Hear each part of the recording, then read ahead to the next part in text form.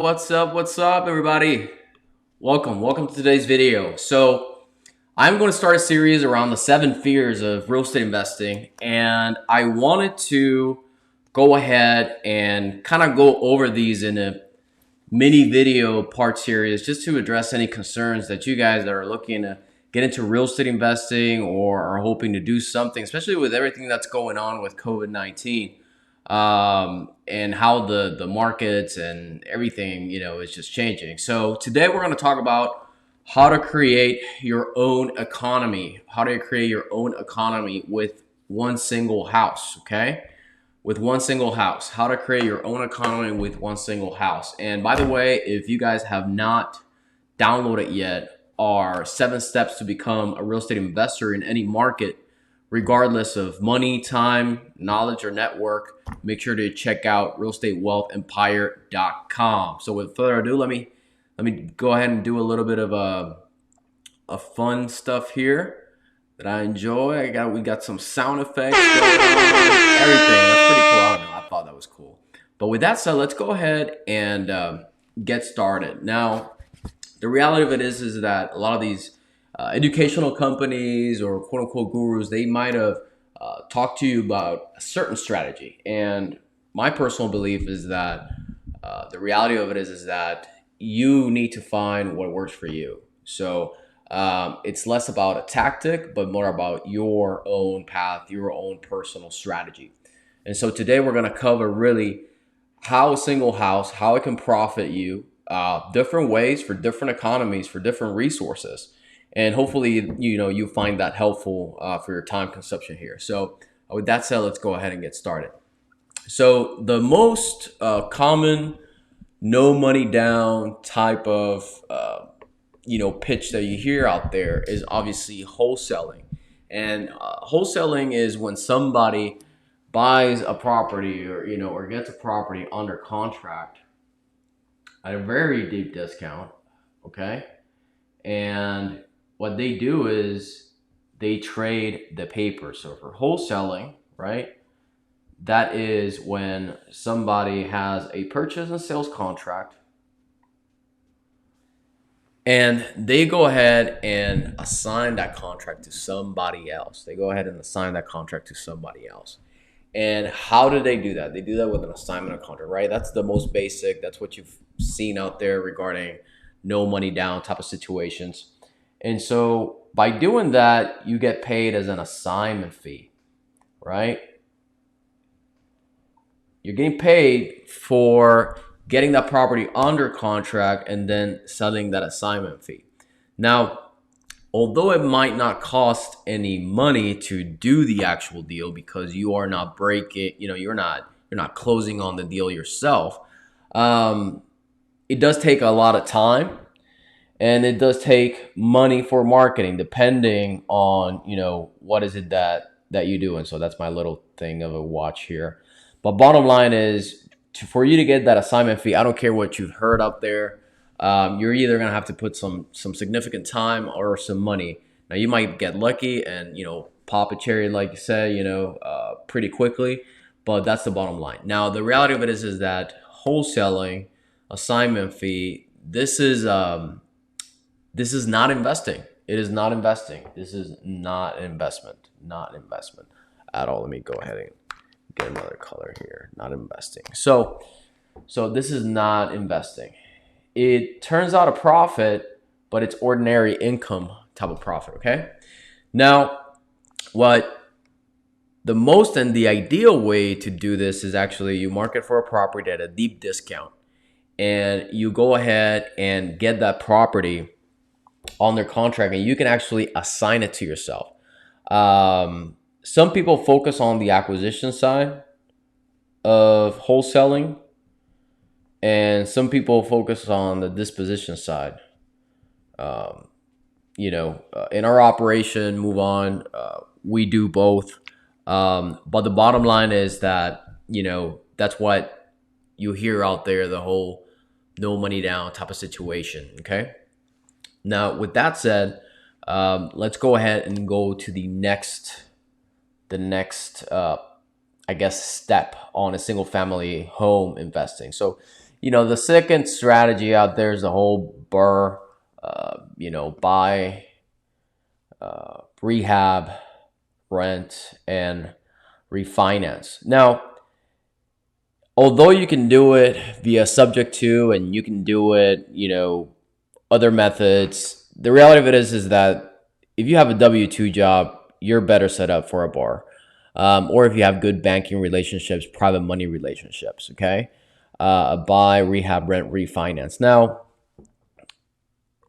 the rental properties, um, they have tenant turnkey, they have expenses.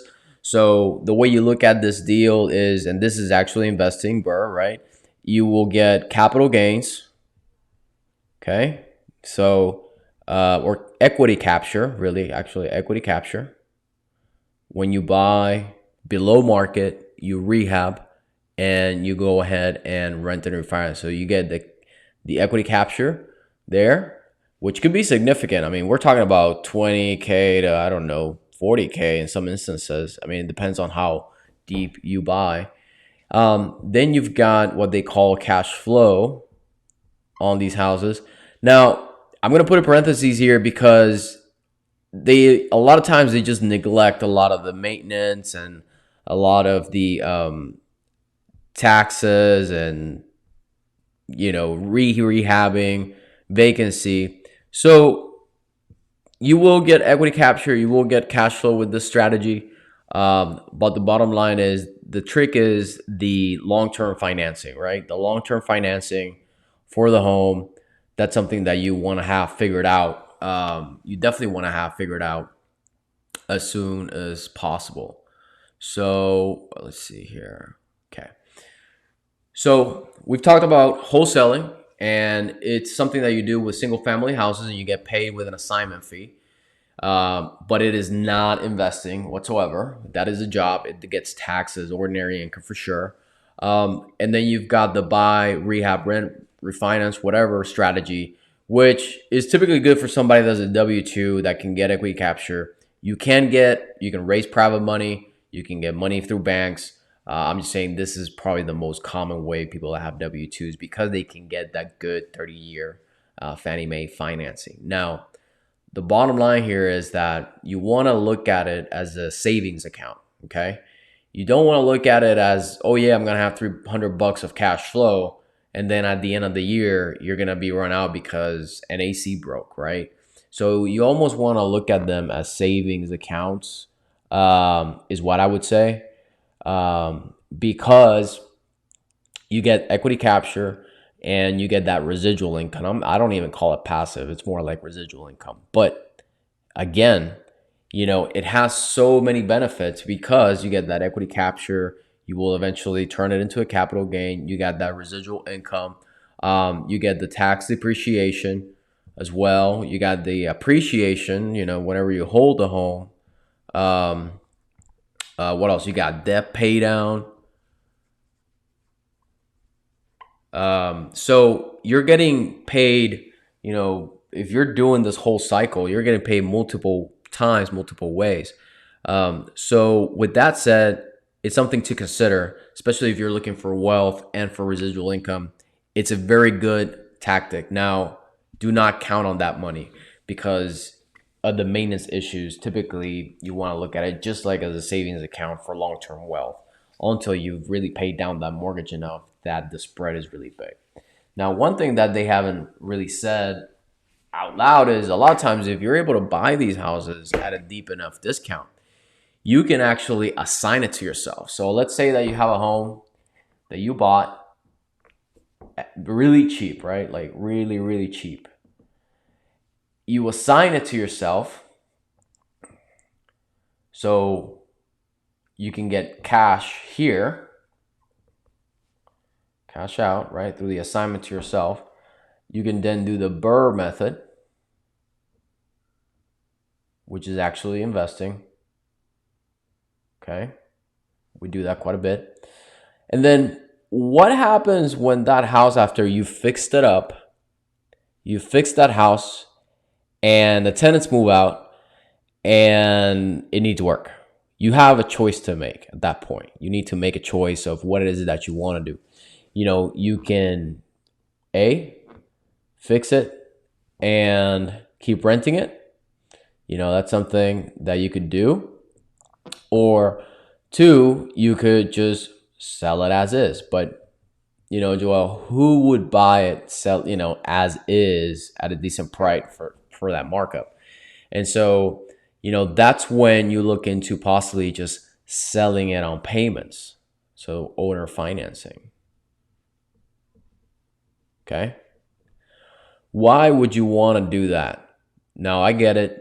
Those that talk about the 1031 exchange and deferring that tax and all that stuff. The timing is really tricky when you're doing a 1031 exchange. It's really, really tricky. And so it has so many limitations on it that I found ourselves the best way is buy it cheap, assign it to yourself if you want to cash out and leverage the debt. That's why you would do that. And then go ahead and burr it for a couple of years and then sell it on payments. Why? Because you turn the asset, instead of it being the house, okay? Instead of being the house, now it's a note, okay? Now that is your investment right there, the note. And you're going to get payments, and you're going to get a down payment, and all that jazz. So with that said, I just showed you a couple of ways. And if you notice, we haven't even talked about fix and flips. The reason why I don't really love fix and flips, one, they're not investing, okay? And two, contractors. Now, you still deal with contractors when you're doing a burr, when you're actually buying, rehabbing, renting, and refinancing. But the bottom line is that with the residual income of renting it out, you do get it. It's more forgiving. It's more forgiving than a fix and flip. In a fix and flip, you are against the clock. You are against all kind of the market shifts situation. And so with that said, fix and flip has its place, but it is not investing. And although you might be using other people's money and none of your credit, I found that whenever we have lost money is with fix and flips. So if you are really handy and can really manage projects and have somebody on site all the time, then by all means, this could be a route if you don't want to do marketing for sellers. But if in fact you are good at marketing, good at sales, wholesale is probably your path. If you have a job and you want to replace your income from that job, then buying, rehabbing, and renting out is probably a good strategy, because eventually when the house gets wear and tear, you can actually fix it and re-rent it, or fix it and sell it if it's appreciated really good. Or you can just sell it as is on payments. And that way, you get paid with an asset. Now, for those of you that don't understand what an asset is, I'm just going to talk through why it's important to look at yourself as a fund manager. Why you need to look at yourself as a fund manager, okay? Like a hedge fund manager, right? Because let's say this is Bob, right? And Bob wants to secure his future. Bob has an income statement, and if you've read any financial statements, you know what this is, but hear me out for a second. He's got his expenses. And really, the goal is for you to build up more assets as an investor than liabilities, okay? So, most of us have bills to pay. And so here's your bills, your monthly bills, and your assets are things that give you residual income on a constant basis, on a monthly basis, so that you can replace your work income and, take care of your expenses. So the bottom line is that you need to look at yourself, whether that's real estate or anything else, you need to look at yourself as a fund manager, okay? And eventually you want to understand a vehicle that allows you to accumulate. You know, you can accumulate asset one, you can call it a rental house, you can have a few owner finance notes, to your name that get you some money.